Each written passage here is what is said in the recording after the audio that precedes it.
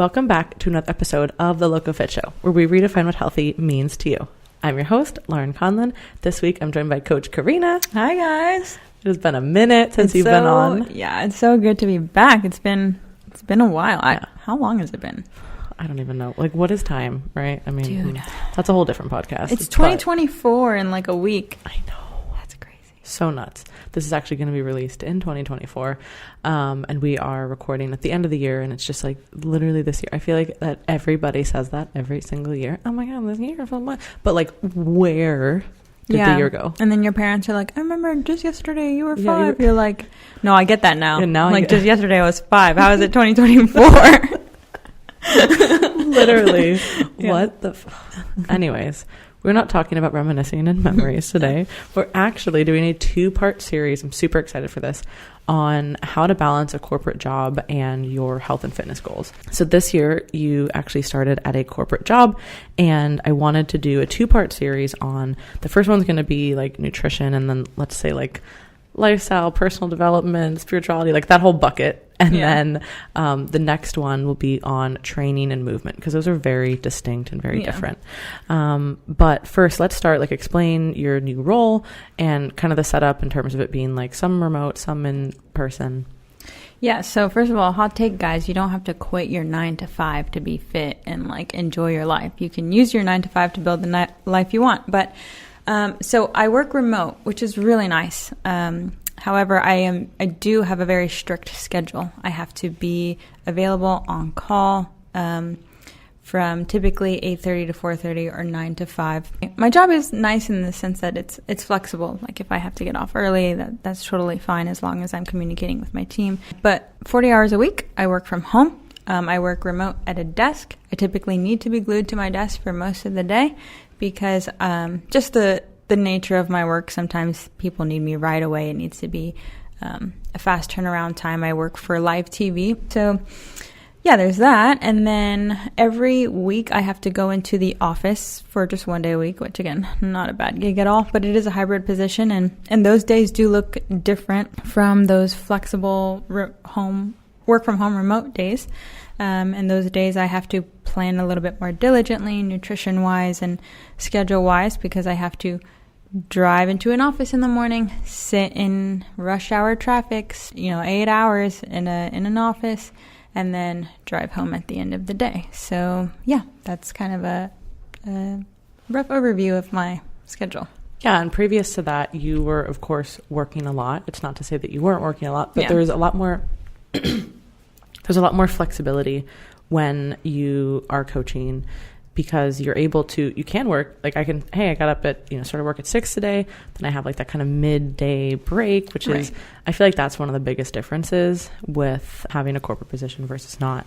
It's not that you're really working different hours, like in terms of total amount, but you're working in different chunks of time. Yes. So the schedule looks a lot different. And like even days like today, I've been here since 7. So literally it's 5:30. I'm looking like I have a fucking watch on. It's like 5:30 and I've been in the office all day. Right. Yeah. And I made sure to like go out for a walk midday. But even then, like I'm still just like not doing as much, and like schedule wise, like I had to bring all the food. Like there's just a lot more that we have to plan. So what was one of the biggest differences, I guess, in terms of scheduling that you had to make with like food and lifestyle and things that you just wanted to get done? Yeah, so as you mentioned, I would say the amount of time we spent working is not different. I'd always work anywhere from like 40 to 80 hours a week like sometimes it's even more. Yeah. But I am now confined to like I'm not clocked in and clocked out, but I have to be available at a certain amount of time. And so, and like normal working hours. So you can't you can't just like work your 8 hours whenever, because you have to be on calls potentially, like you said, for quick turnaround time. Right. So nutrition wise, I have to be so much more intentional with my weekends actually, and my nights with preparing for the next day. Just knowing that I don't really have the freedom to maybe have like a 2 to 3 hour break in the middle of the day to meal prep in the middle of the day, or just go run to the grocery store. So the way I spend my evenings to prepare for the following day and my weekends to meal prep for the week has become so much more important. And one thing I've kind of noticed is not that I get anxious, but I I prioritize the preparation so much more now that I am confined to a window of time in my day-to-day that I have to give away to someone else. And I imagine like mothers feel the same way, or people who, you know, have to care for their families. So the preparation outside of that time that your time is taken away has to be so much more intentional. And yeah, just being so wise with time to prepare. Mm-hmm.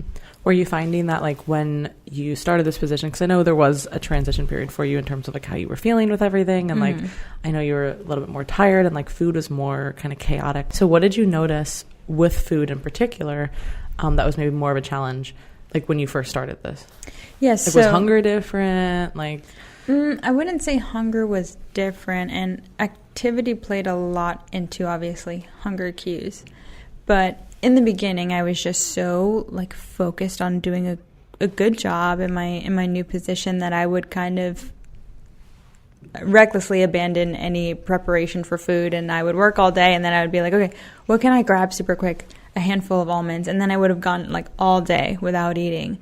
Or I would go all day without eating, and then I would like eat so much in the evenings, and you know that's going to play into how your metabolism responds to such a big dump of glucose in your system, and all of those things, and how you sleep at night. So in the beginning, when I was trying to transition into the new schedule, I really was just kind of sporadic with nutrition. My lack of preparation, because I was just so dedicated to doing my work, which is obviously not a bad thing, but making sure that I'm being wise with my time outside of that corporate 9 to 5 allows me to do a better job in the long run during my work, because my body started to change as my nutrition habits kind of flew out the window, and I started to feel just more uncomfortable, and that was all a distraction from keeping me from like just feeling confident and comfortable in myself and just being able to focus on my work. So I would say the lack of preparation caused me to eat so much more inconsistently, eat more during a time that wasn't optimal for my body, my digestion, and my sleep. That disruption in my sleep then impacted my training, my focus and clarity in the next day. And so, yeah, nutrition is so much more than body composition. It really is, you know, supporting your hormonal health, supporting your cognitive health and energy levels throughout the next day so that you can perform well at your job or being a mom or whatever it is you need to do. I think that's such an underrated or dad aspect of for all the dads who listen. That's such an underrated aspect of like meal prepping, right? Yeah. And being on top of your food, because a lot of people think that it's like, oh, it's just physique changes or fat loss or whatever it might be, and it's like, okay, if once you actually start to be more consistent with your meals, you will be so much more cognitively just like dialed in and focused and able to like sustain things instead of having these like peaks and crashes. And I know how easy it is to like let that slip. I mean, even me, when there are so many days where I'm just like, oh, I'm not so much hungry. more productive. you know, when you prepare, so much more more productive with your time and you know how you focus on things. When you don't prepare though, and then it's so easy to like just grab all that stuff because you're like, fuck, I've just like done stuff all day, or protein and I'm just bar, like tired, and I mean, of course we both still do that. We're both super guilty of that. I feel like I haven't eaten in 6 hours, fuck, right? So it's so different, but that is the beauty of being prepared. And I think that that's one of the biggest just hurdles that a lot of clients have who are, you know, more tied to a desk job, I mean, most people are working desk jobs, but desk job in terms of like certain time constraints, right? I mean, I work a desk job, but I can, if I want to, I can start earlier, I can end later, I can have a break. So if it's like, man, I really didn't have anything prepped, I could go to the store and, you know, granted I didn't have a call or something like that. So that is where I think that's the biggest difference. So using your weekends, like you said, and nights wisely to prepare. And like today as an example, came here all day. Last night, what was I doing? I was making sure I had all my food with me, prepped everything, got my clothes out, you know, like all that kind of stuff. And I don't have to do that every day, but the days that I am going to be gone and I'm going to be busy all day, it just makes everything so much easier to then when I'm like, why don't I do this every day? Like, you know, because it really makes everything like that much more streamlined, especially the clothes thing, which is so silly. You know, it's like, why do I spend time thinking about this? But like I do. Yeah. And obviously some days like you try stuff on, you're like, this is not it. Yeah. But oh my gosh. Right. Just the amount that the more you prepare for the following day, the more productive and streamlined your day can be. At least for me, the less anxious I feel, I can just focus on executing and doing the things I need to do. I would say if this season has taught me anything, it's that preparing can really create so much peace for the following day. For sure. And I mean, think about when we were both in school, like we had to do that. You know, like when we were in school or we're prepping, and I tenfold, bro. Yeah, well, yeah, definitely. Like 15-hour days in the lab. Yeah, and then on top of it, our crazy athletic endeavors. But I think a lot of clients who have been in those situations, right, especially clients who have prepped, because it's so like singular focus, like you create these routines and these habits because you have to, right? Because if you don't, your day is going to be fucked. Yeah, and like when something is taken away, like calories and like body fat for like functioning, you just don't bounce back as quick. So you have a few rough days and you're like, no, I'm going to be on schedule. Yeah. Whereas I think like right now it's like easy for us because we're like, oh, like maybe I don't feel my best, but like I still got enough energy. Right. But like people will create those routines during, you know, stressful periods, whether it's like school or prep, and then they lose them and they're like, man, like I really missed that. Like, should I do that again? And I'm like, you're just missing that structure and you can create it. It's just a lot harder. Yeah. But you can create it. Like think about it. When we have something that we have to do and our alarm goes off, we're like, all right, I'm going to get up. Got to do it. Like someone else is counting on me, or I have to be here for this. Yeah. Versus like, if you don't, you're like, oh, well, maybe just go back to sleep. It's like not giving yourself that option, you know? I think in this season for other things, like I know we're touching on nutrition right now, but other like lifestyle things, I've had to create community around those things to hold myself accountable with other people. And that has been super helpful. Yeah, it's a perfect segue into that because I know there's so many clients who want to add in other things to their lifestyle, right? Whether it's like personal development or reflective type practices or just even, you know, making more time for socializing, things like that. And they're like, oh my God, but I have so many things to juggle. Like, you know, like I have obviously my job, I have a partner, I have family, I have a dog, or I have kids. How do I like fit these things in? So I love that you said that, like you've created these, you know, situations where you have other people there to hold you accountable. Yeah. And it's also the socializing aspect of it too. So go into that a little bit more. So for example, some things that are super important to me that I stay consistent with that just bring me a lot of peace and productivity in my life. Socially, personally, and health-wise are like my faith. So every morning, I try to wake up well before I have to go train and work, spend some time in the Bible. If that doesn't always work out, I also have a weekly meeting set up with a few girlfriends. And every Friday we meet at 6:30 a.m. at one of our houses and we study the Bible together. So as far as like personal development, that's one thing. I also kind of have made a few other personal development things, especially if I'm doing it alone, a non-negotiable. So in the evenings, well, at least recently that's kind of not the truth because it's the holidays and I feel like the holidays, like every evening, like let's go to dinner, let's celebrate something. But being so intentional about my evening routine. Now, I understand I'm a single female, so it's very easy for me to be selfish right now, but I will try to set my bedtime. And I think what a lot of people don't talk about is really your bedtime and how you spend your evening is going to prime your following day. If I go to bed on time, I get up on time to go to the gym. If I am able to wake up early enough, I can train, get my activity in, have the breakfast I need to, and then just focus on the rest of the day. But really just being intentional again with that time outside of work of, okay, I'm going to read for 30 minutes before I go to bed, and I'm going to be very strict about not looking at my phone before bed because I know that's going to keep me up. It's going to impact my sleep, which is going to impact how I feel the next morning in training, my appetite, etc.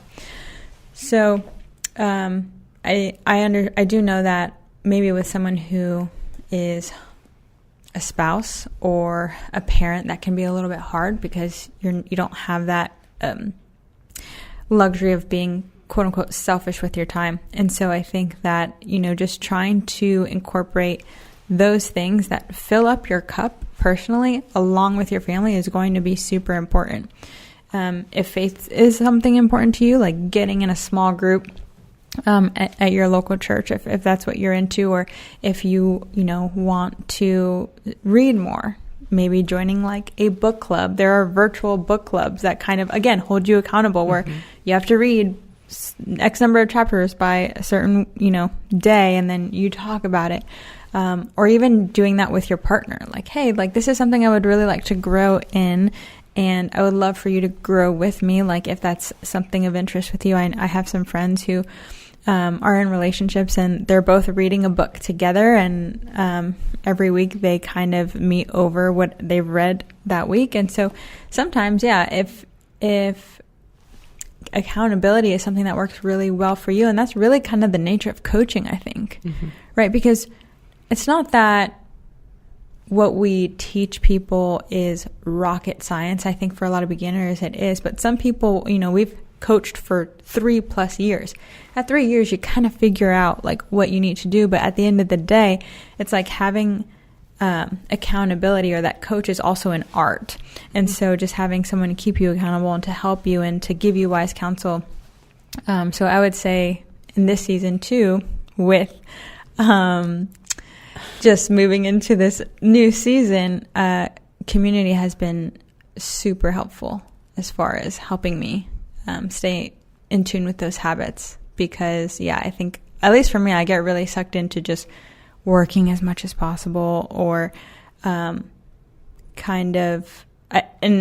another thing is when you're alone, you kind of tend to gravitate towards all your weaknesses. But when you have, people around you, or people who hold you to a higher standard, that's going to be really helpful to help you stay close to your goals. Sorry, the light just went out, and that just distracted me so much. Listen, if y'all are watching, we're in the dark, and I honestly don't know what to do about it. So maybe it's like a time thing. I don't think it is, because normally on the week, now we're flying like we're birds. It's fine. On the weekends, normally this room won't work, but I was like, oh, it's a weekday. What time is it? What time is it? It is. It's not even 6 o'clock. So it's that doesn't even make sense. Okay, well, you're watching this in the dark. Yeah. So I feel like my last 10 sentences were just so distracted and not very clear. No, they weren't bad, actually. To summarize, community is so good for accountability. A coach is so good for accountability. So if you find that you have a hard time just bringing yourself to read every day, or to do some sort of personal development thing every day, find a partner, friend, or group of friends who is willing to do that with you. And that's actually one of the things that I think is a perk of having a more set schedule, is because when you have the option or the availability to work whenever you want, like you're going to get it done, right? Like I always know, like I'm going to get my stuff done. Yeah. Am I going to do it at the most ideal times? I don't know. Probably not. Probably not, right? Yeah. There's days where I do, and then there's days when I don't. So one thing that you can leverage with having more set hours in a corporate position is knowing okay, these hours are off limits. Yeah. Either before work or after work is when I'm going to be able to do these things. And of course, if you do have kids, these hours are going to change. For newer parents, mornings might not work out, right? But usually your kids are going to go to sleep earlier, so you could do something at night, versus as the kids get older, maybe nighttime is kind of off limits, and then you can use mornings. So again, it's going to be dependent on you, your situation. If you do have a partner in the mix, what is their work schedule like? Of course, you're going to want to kind of time those things up. That's why I love, and not that we're talking about training, but that's why I love CrossFit gyms, is because bro. I know. Karina's itching to talk about training. It's so hard not to. I know. But I love CrossFit gyms because these moms just bring their little babies into class, and it's just it's my favorite. That's so cute. I can't wait. But that's so cute. And that is such do a CrossFit. Thing. No, I'm kidding. That's literally the next podcast is just you screaming to do CrossFit, and then we just leave. Karina's I'm starving. We're going to dinner. No, it's just easier to. It's just easier to bring little kids, I feel to CrossFit gyms. At least my gym is so good about that. Yeah. But with scheduling, just no matter what kind of job you're working, no matter how much you like, I love reading so much. If I could like make reading a career, I would. Like, that's how much I love it. But even me, who enjoys it thoroughly, has to create time for it, right? Like, all the things that I do, that I consistently do, I enjoy them in terms of like the reflective practices and the personal development stuff, but I still have to schedule it because it just doesn't come naturally. Like, if I, like you said, when you're alone, your worst habits take over. So when I'm like kind of, you know, tired after working a lot or doing that, I'm not like, oh, let me pick this up. I'm just like, oh, let me just like fuck off and, you know, scroll on my phone or do this. And then I've done nothing productive for myself. I hate myself. Just kidding. But like, I'm not fulfilled or happy. I'm actually in a worse position. And especially if you're doing that at night, you know, with like the screens and the stimulation and the light, like, it's just, it all goes together. So whether you find a morning routine or an evening routine or even an afternoon routine, because for some people, they have more time in the afternoons, right? So if you maybe have a block in the afternoon where you're like, listen, this is the only time that I have, right? Mornings and evenings are like kids, partners, you know, gym, whatever it might be. So in the afternoon, I have a lunch break. And in my lunch break, if I bring my food, I eat it, and then I still have enough time, you know, to do whatever. Maybe it is just 15 minutes, but like, that's your 15 minutes. So that could be like your practice for like reading, writing, meditating, just even breathing. Dude, take advantage of your lunch breaks. Like, so that's one thing I've noticed. And that helps with the prepping the food, because if you're going out to eat, you're going to waste all that time. Right. That's one thing I've noticed going into the office specifically, is we have a lunch break, and there I can actually watch coworkers, you know, whatever they want to do and how they spend their time. I think it's definitely good. A lot of us will like eat together because we only see each other, you know, once a month or every other week. But some people will literally just like scroll on their phones. Like, you're spending the first 5 hours of your day staring at a screen, and then you're just going to like eat and then look at another screen. So, and not that, you know, maybe you need to like check text from family, whatever. But you got an hour, or minimum 30 minutes. You could fit in reading a few pages, going for a walk, whatever. And that walk can be like a prayer, meditation, whatever you need to do outside. But yeah, it's just, I really think that if we truly audit and analyze, like, how am I spending my time? Like, that's where your treasure lies. It's like your time gives you the opportunity to do what you need to do to pour into your cup and to bring you closer to your goals. If you're going to spend any free time you have like scrolling away on your phone, what return is that going to give you? None. Okay. So it's really about thinking about, okay, what do I want for myself in the long run? Okay. These are my schedule limitations. How am I going to fit everything into my schedule to get there? And just knowing that time is such a valuable resource, and how you're spending it on your phone, freaking lollygagging, or doing whatever, watching TV. Lollygagging. I love that word. And sometimes like watching a show is something that you do look forward to, right? You're like, oh my gosh, I really like this series. I'm going to watch like one, you know, and maybe not like binge all of them, right? Like do so in like a controlled way, or like, wow, I really do want to like watch this new movie, or like so it's not to say like I'm not into the whole video game thing. I know people are, so like maybe that's your thing, but you would have to maybe have like time limits, right? All of this comes down to like being intentional with your time. And I think that it is so valuable, especially in the sense when we're talking about like bringing this back to like nutrition, right? When you have a fixed schedule, and then maybe you haven't, like, say you woke up, you got to work, you did nothing beforehand. You get to work, you're, you know, typing away in meetings, doing whatever. Now you have lunch. Now you're scrolling on your phone. Now you work a few more hours. How are you going to feel afterwards? You're not going to feel good. So you're going to feel inflamed. You're going to feel tired. Chances are you're probably not going to want to go do anything active. You're probably going to continue to make poor choices because you already feel badly. And this is not like a judgment. This is not saying that like every day has to be like fucking perfect, because literally nobody is like that. But if you do audit your time, you will probably find that, wow, there's a lot of room for me to make small improvements. And that's where I think people can kind of start to give up, because they feel like it's so far away. And it's like, no, literally, if you made like 3 adjustments in your day, you would feel completely different. And then that would build into like bigger and like more robust habits from there. So like a lunch break is a great place to leverage. So I think that's like a key piece that like a lot of people miss. Even just like you said, having lunch with coworkers. Now, granted, you might not like love all of your coworkers, but there's probably at least one or two people that you enjoy being around. And that's healthy for you. Yeah, just like socializing. Like that is a whole thing, right? Like it doesn't have to be like, you know, your BFFs or whatever, but like you just being around them for even 5 or 10 minutes is some break of that monotony. And you're getting some kind of socialization, you're getting some kind of stimulation that's not in like just like a doom scrolling kind of way. Yeah, absolutely not. Yeah, get to know someone in real life. Hot take.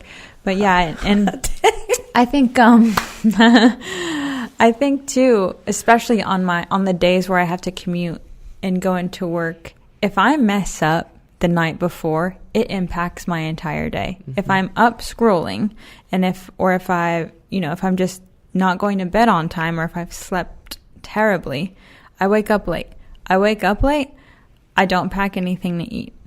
I'm rolling through the Starbucks drive-thru, okay, with just caffeine, a venti water, and like some egg bites, okay? I don't pack my lunch. I'm, starving all day and then left to whatever I can find in a vending machine at work. Typically not good. Or have to... Hot take. Don't do that. Yeah. Got to spend more money on Uber Eats to like have a somewhat healthy, lunch. And then starving again. Round 2, vending machine. Not a good idea. So... And then you're going to get home. And then that's, I feel like, where most people, especially from a nutritional front, that's where things really start to crumble, right? You've been out all day, you're tired. You're just, there's like a different tired when like you've been out all day. And that even goes for like the weekends, right? When you're just kind of like moving around and doing stuff. But you just come back and then you're like, oh, fuck. Like, if something's not prepped, not good either, right?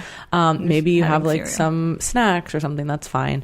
Like while you make food, because I do also understand like the value of making fresh food. Like that tastes better, that's exciting, especially again if you have a family. But making sure that you're prepared, like, hey, when I get home at 5:30 or 6, I know that I'm ravenous, but we're not going to be able to eat until this time. So what can I do? Like maybe I have some like hummus and carrots, or whatever it might be, right? So instead of having these other options that are there, that maybe wouldn't be the best, that would contribute to you feeling even worse, and then that cycle continues.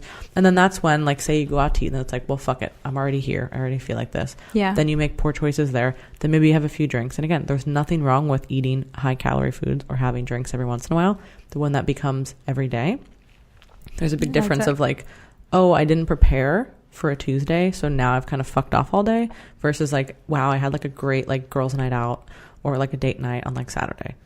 Totally different. It feels different, like mentally also, with like how you enjoyed it. There's just like a different feeling of being like, wow, I want to go do this, versus like, oh, I guess I'll have this because it's here. Totally different, like signature of how that feels like on your body. Absolutely. And then on the other side of the scenario where I do spend my evening before wisely. Like, at least for me, my evening primes the next day. Say I'm very good about my evening routine. I read. I have my magnesium tart cherry mocktail situation that helps me sleep so well. Yeah, tart cherry. Tart cherry juice has melatonin and tryptophan in it. So I mix that with magnesium calm, and I'll have that while I'm reading. Bro, knocks me out.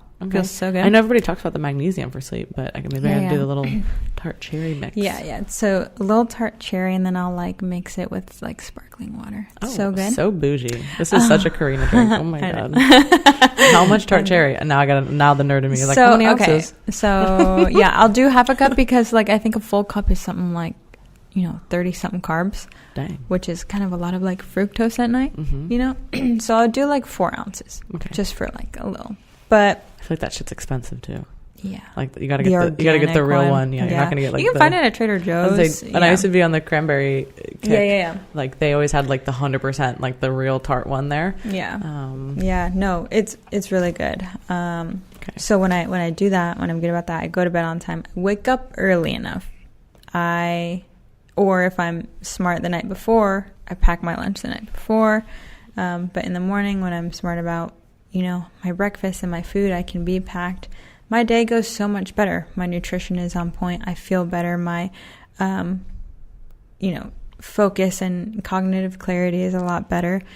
And I can if I didn't train that morning and I've prepped my nutrition throughout the day, I'm more apt to train after work because I know I've fueled for a good training session. Mm-hmm. Yeah. So yeah, it really is about just being so intentional with the time that you have outside of your work or whatever obligations you have. Yeah, and just to close this out, this also goes for any other kind of work. I cannot, and I think there are certain constraints that are placed on, a more 9-to-5 corporate type job, and then there is a lot of hours, but flexibility in those hours when you do work for yourself or you work a job that it doesn't really matter when you're working, right? It's just, hey, get 8 hours done. We don't care. But with that flexibility comes a lot of distractions. Mm-hmm. So in that sense, I've had to create so much structure for myself so that I don't just have don't eat or eat poorly or waste time. Because it's, maybe I could have the time, but now I'm working until 8 p.m. Well, I don't want to do that either. Now I've wasted my time. So that's where it just becomes so powerful, you guys. And it's like such a simple thing, but meal prep is literally the most underrated thing in the entire world. Like, you don't have to meal prep every meal, but just make 2 proteins, 2 carbs, get some fruits, get some veggies, pack it all up. Like, for me, the night before is so key because then I just put everything in my lunchbox. Yes, I have a lunchbox. It's a Star Wars comic book one.